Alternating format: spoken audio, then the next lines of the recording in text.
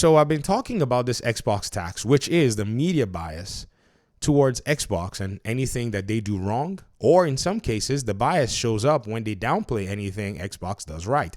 Some folk in the PlayStation community have basically informed me that, well, one of the reasons you're seeing this is because, you know, at the end of the day, PlayStation has been on a roll. I mean, these comments are insane, guys.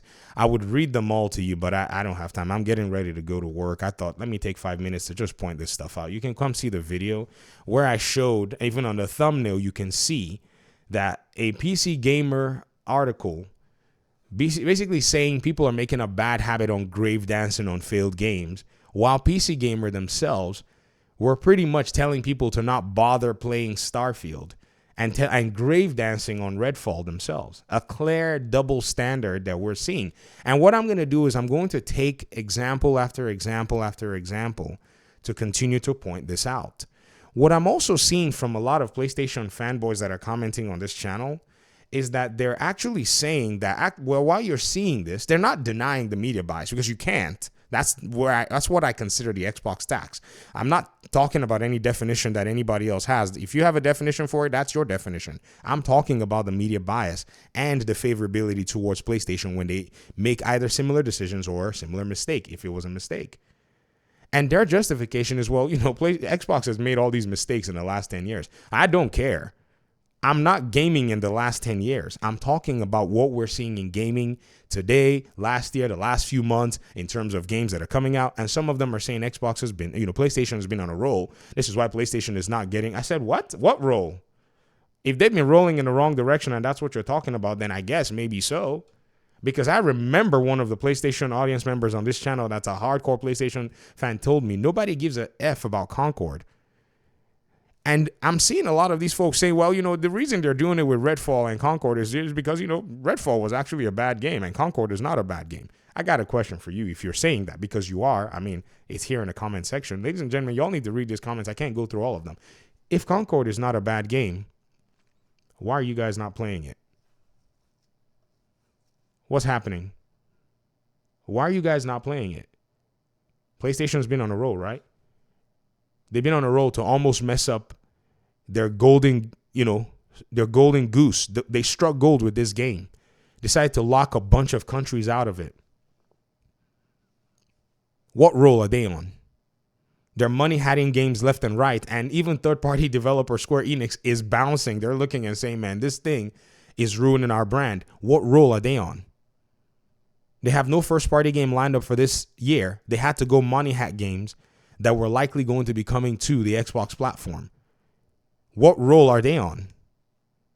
Shall we start to point out how PlayStation basically is, in their own words, in a really tough situation? Because many of you, you're not reading their, you know, you didn't read their threat analysis. You did not go and look at those leaks, because in your minds, I think you knew you wouldn't like what you saw. So you basically, for the most part, ignored them. It took weeks for me to convince some of you to go ahead and read those documents, because we're not talking, you know, out of stuff that we made up. We are talking about what we saw from PlayStation's own conclusions themselves. Following Game Pass in making subscription tiers and starting to bring games. What role? I remember when I bought the PlayStation 5, ladies and gentlemen, they gave you a library of games if you had PlayStation Plus. It was called PlayStation Collection. And then they took it away and put it on a PlayStation Plus tier. What role are they on? You guys act like I don't have a PlayStation. You act like I'm not a PlayStation community participant. What role are they on?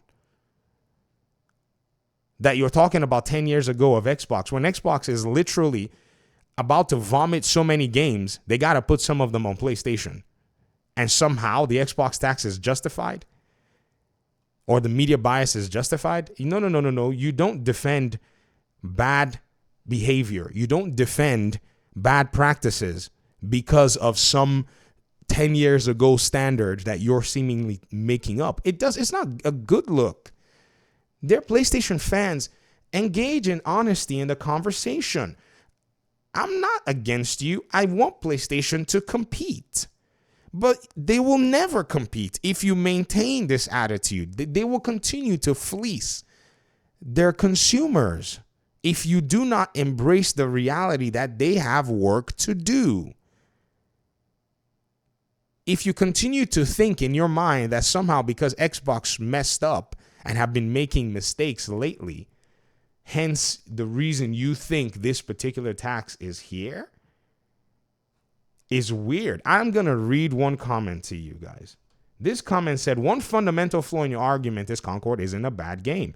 Why are you guys not playing it? It has solid gameplay mechanics and isn't bugged out. Then why are you guys not playing it? Why are y'all playing Wukong, which has arguably less better performance by the time you get further in on the PlayStation version, according to reports? Why aren't y'all playing it? You can say it should have been free to play. No, I'm not saying that. I paid for Tom Clancy's The Division 1 and The Division 2, a live service game. I've bought numerous copies of the game. I bought copies for my kids when they finally could pick up a controller. Why are y'all not playing Concord? You can say it's woke. I don't care. Not playing it. Why? Which I don't. Well, then what are you? You're hypothesizing arguments that I have not made. On the other hand, Redfall was near broken when it launched and released at 30 FPS. They're not the same. Look at this cat. I told him, I said the fundamental argument is track record, because you know what? Now let's discuss track records and pedigree. You see, this track record and pedigree argument, it's not going to put games on your platform. What's going to put games on your platform is the companies that put games on your platform, which Xbox, Microsoft is now one of those companies that's vying for your monies. So track records is no longer what you care about. In all honesty, what you care about is games. And if it was track record, we can still find the value proposition in Game Pass that's been there for the last few years. 2023 alone, Game Pass dropped like $9,000 worth of games for a small subscription fee when it was arguably cheaper. So what track record? With PlayStation removing tiers of, games that they had actually dropped and then eventually putting them behind a paywall. I mean, it's their game, but still. How do you deduce value from your own customers? Before Game Pass would raise its prices, it was bringing the biggest game of the year to Game Pass. That was a justifiable price increase, in my opinion. I unsubscribed from Ultimate because I was like, well, I don't need to have Game Pass on both an Xbox console and a PC. I just recently went back and got regular Game Pass PC. What role are they on? What track record and what pedigree?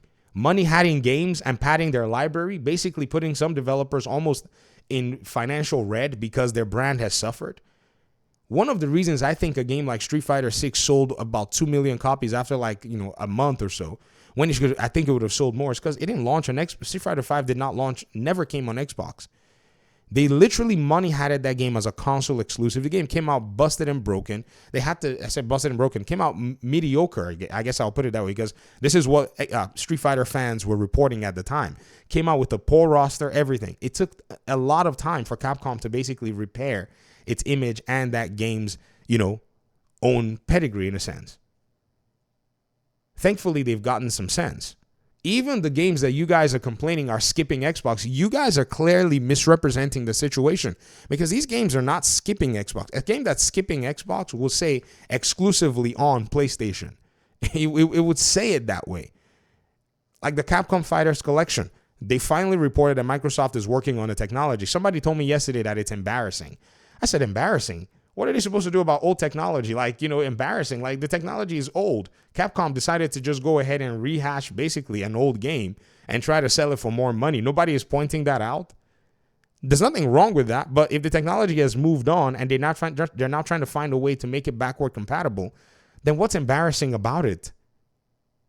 Everything that Xbox does is bad. Like, you can't find a good thing from the Xbox camp in this community yet. These folk would defend everything that PlayStation does.